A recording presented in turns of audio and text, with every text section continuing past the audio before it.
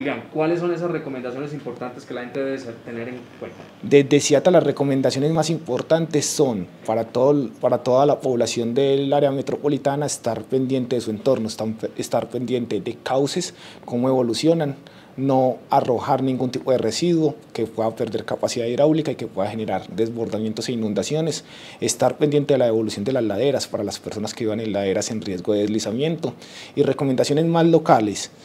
no tener taponados los sistemas de desagüe de sus hogares, canoas, sistemas de alcantarillado, no arrojar residuos a los sistemas de alcantarillado y agua lluvia para que estos sistemas no pierdan capacidad hidráulica.